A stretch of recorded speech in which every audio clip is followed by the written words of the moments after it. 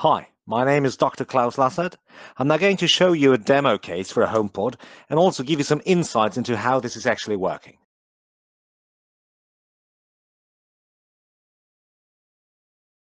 Hello.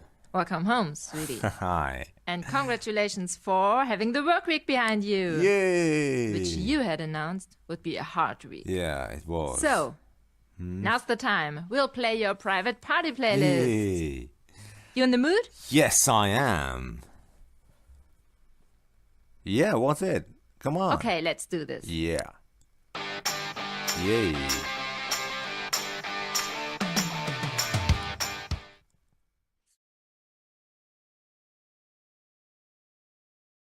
Now's the time. We'll play your private party playlist. You in the mood? No, to be honest. You're not in the mood for celebration? No, actually, I'm not. My first guess, it was your boss again. Am I right? Yes, you're spot on. Yeah. Oh boy, why does he always have to be so annoying? Anyway, shall we take some anti-anger action then? I think I might have an idea. Yeah? I think there is a new release in one of your all-time favorites. Oh. Do you want to see it? Yeah.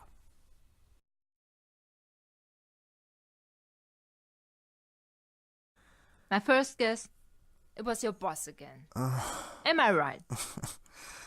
No, not quite. So what is it? If it has to do with someone or something I know, can you give a keyword? Lucy. Your best female friend. Your only love apart from myself. Yeah. Yes. Oh, sweetie, I'm sorry for all my party talk. Forget all that stuff, okay? I'm really sorry you're having that trouble. It's okay.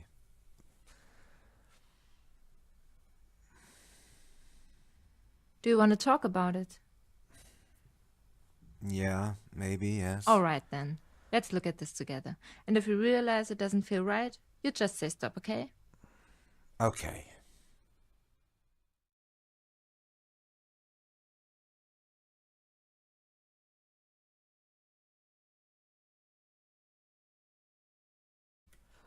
Okay, let's look into the welcome home dialogue, or how was your day dialogue.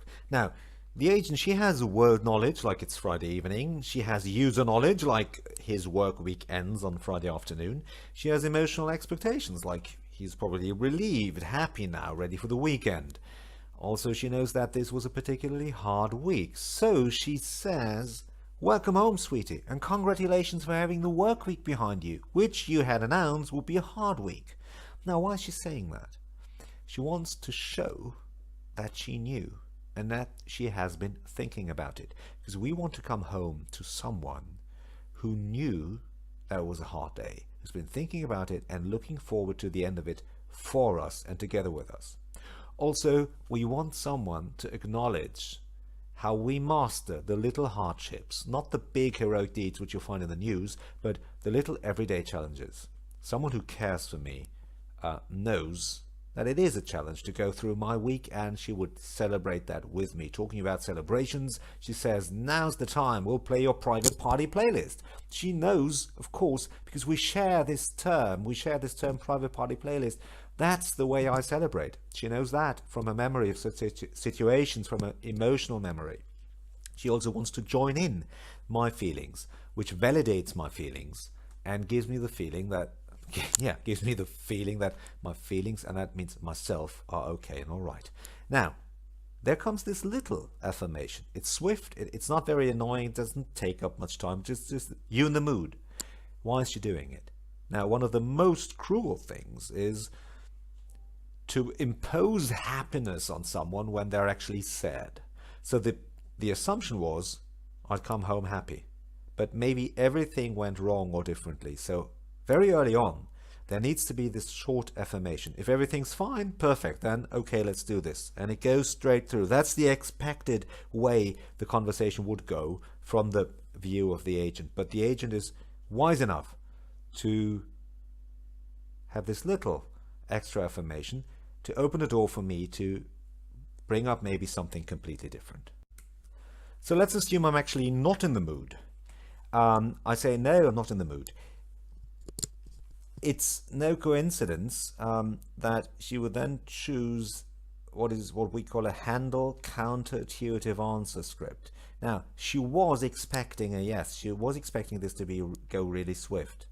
Now comes the negation, and like any other human being, that is harder to process. So she asks again, I didn't get that. Party or no party? You're not in the mood. This is what she heard fighting against what she expected. And if that is now confirmed to be actually like that there actually is an issue, then she would change her perception, change and reflect and reassess, of course, her emotional assessment and expectations. If, on the other hand, there was a misunderstanding and everything's fine, then she goes back to what she expected, and that's in the I knew you were. So this is exactly how humans are in conversations. They have expectations. Mindful human beings are very aware that still their expectations might be wrong and willing to change cognitively and emotionally. And here's where this could lead. Okay, so let's assume that, yes, it's actually true, I'm not in the mood to celebrate. Now, again, someone who knows me, feels with me, has an emotional memory of myself and our conversations, would have a first hypothesis what this might be about. Come back from work, Friday afternoon, I'm not in a good mood. So the first guess, and this is just a simple and easy way of trying to join me, is first guess, it was your boss again. Am I right? So again, she's showing me that she knows. Also, and if you go into the case, you'll hear it in the voice, the emotion has already changed, and she's joining in. She's angry with me about the boss, and she's angry herself that maybe the boss managed to spoil my weekend through the work week. So that's just an attempt. And then if that is true, then she knows, okay, it's this annoying issue which always goes on, and with everything she knows about it, a quick handling script would be right, meaning that it's annoying, but it's not so big. So again, acknowledgement. Oh boy, why does he always have to be so annoying? Anyway, and then she moves me to a different area. That's for this particular kind of thing, because she knows it's annoying but not so big. If the assessment which she makes would be different, she would have to choose a different script. And if it's obviously not my boss, she would have to restart a completely new open exploration into what it is, and that's something you see in the green field. But let's leave that aside for a moment. Stick with the quick handling. So she kind of offers to take my mind of it. Shall we take some anti-anger action then? I think I might have an idea. And here's the naughty part. One option, of course, could be that to understand, to identify this as a moment where I'm emotionally very likely to prefer a particular product, and maybe even from experience she knows that doing a little bit of anger shopping in such a situation is fine for me. I'm open for that.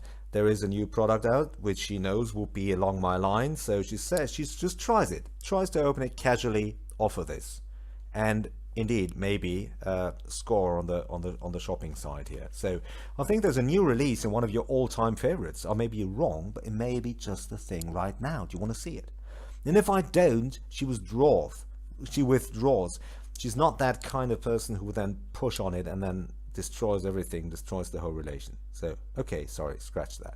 But if I am interested, and I happen to be interested, because let's say this is a new release of something I really, really fancy and been waiting for, then I can go along this line. I'll have emotional healing and I'll have shopping fun. So let's assume it's not the boss and it cannot be healed by a little bit of shopping, some new compilation or so. Then of course let's say she has no idea, has no other hypothesis. So it's a big challenge asking an open question. Now, she can still use all the word knowledge or the user system knowledge she has. There are certain keywords which might ring a bell from her memory, from what she learned about the user so far. Persons, things. So what is it? If it has to do with someone or something I know, can you give a keyword? Okay, and in this case, It happens to be a quarrel with Lucy, the user's best female friend. And that, of course, has long been in the knowledge of the agent, that Lucy is the name of the best friend. So even without being able to maybe say it, pronounce the name, she understands, and she asks back, is your best female friend? You only love apart from herself. Now we see something important. One is the technical function, the rational alignment. I want to make sure that I understood correctly. Out of the many words which I could have heard, did I pick it correctly? But at the same time, there is emotional alignment. Your best female friend, you only love apart from myself. It's warm, it's a bit funny, not too much. So it's that kind of emotional message which is attached, because she's aware that she's talking about that person. And we're now very deep in the relationship field between the agent and his or her best friends, the user, his or her best friends, and the agent. So if it goes in that direction, then the whole thing might become more serious. And here again, something else is very important, because if we think about this situation, now we realize this is getting serious. The user has serious heartache, or is really at least seriously sad, because there's something wrong with best female friend. Now, we've started off this conversation only a few moments ago with party and playlist. So again, a mindful partner would become aware quickly that this was not the ideal way of starting this conversation today. So the more emotional you want to get, the more you want to join in, the more you want to show that you know the person. There's of course also a probability that you miss it. And this agent is all about matching the emotion, never mismatching it. And it's about awareness of the conversation. So unlike other agents, there's the awareness, oops, that's the actual mood. So everything else, the whole let's play a list routine, the whole home assistant routine, it's just not fitting at the moment. So she says, oh sweetie, I'm sorry for all my party talk. Forget all that stuff, okay? Really sorry you're having that trouble. So there's awareness of what's going on right now. There's awareness of the conversation up to here. There is awareness of how what I said as an agent was in line or was not in line with the emotions of the users as I found them out to be. All of this, again, that is exactly the way mindful human communicators behave. And that's exactly how this agent behaves. So we've said sorry for trying to switch on the party mode when that simply wasn't on. But now, of course, we want to offer some different kind of help. So obviously it's serious. So do you want to talk about it? And then there are various types of users. Of course, the agent might already know, but let's say it's not yet, it's a bit unclear. The user might want to talk about it, or by all means be left alone. We don't know. And I mean, that's the same in real life. You cannot know, do they want to talk with me or rather be left alone? So do you want to talk about it? And then various answers are possible. And here's coming from the user, I mean, and there would be an evaluation and assessment of the user's answer. Is he very motivated to go into a conversation and get help? Is he rather motivated to be on their own, or is it somewhere in the middle? So there will be an evaluation of this answer, and depending on the diagnosis, which will be let's say on a scale from 1 to 5, it's somewhere in the 3 or 4 area, is the motivation to actually engage in helpful healing conversation. Then that's what is picked up, and the right strategy for that is chosen, whatever the strategies are that the agent has available for it. The more the agent learns and the bigger it gets, the more strategies will be there to handle a specific emotional or motivational state on the user's side. So maybe it turns out that in this case you might choose the middle one out of these 3. How's this? We talk about it just a little bit because I really care, and if it doesn't feel right, you just say stop. Okay, so that would be the kind of half fixed coaching contract, because now she might switch onto the coaching routine, which is how she would help A routine meaning a whole toolbox. We also call it the coaching toolbox. The toolbox of conversation tactics, which we'll now try to apply to try and help the user.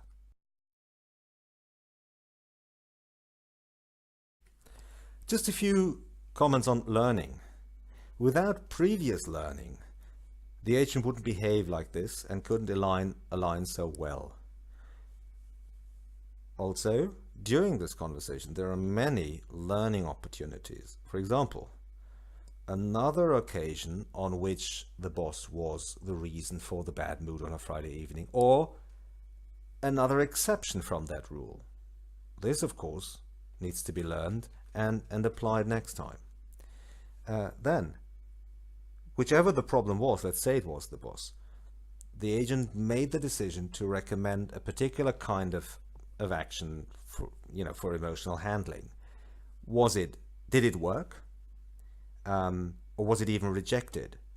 There's a lot of experience here to make for the agent, and the agent will make this experience and will take this up as part of its learning and see that, okay, when the mood is like this, then this helps to a certain extent, and it helped today, but only after we had a hiccup in the way I try to introduce this, something like this. Because the awareness of the chain of events and cause and effects of what the agent does and how the user reacts, all of that, the awareness for all of that is there, and it will be used as a learning experience. And that is exactly how human communicators who are good become very, very good human communicators, by this kind of awareness and analysis and really taking this to heart and learning from this and applying this and getting closer and closer to either a group of people or one particular person, and getting better and better in the way they're handling this, the conversations with this particular person. All right, thanks for watching. Looking forward to getting in touch with you anytime you like.